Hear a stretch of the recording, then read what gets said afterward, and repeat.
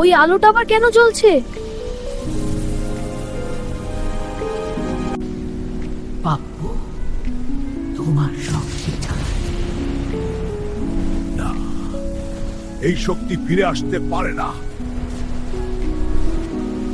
এই কথা আমি আগে শুনেছি।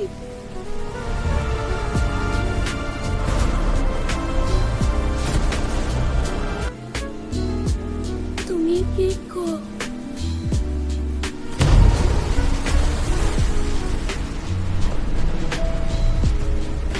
আমি তোমার বাবার সহযোদ্ধা।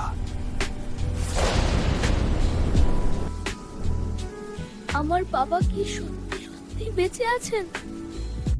ওকে এখনই থামাতে হবে।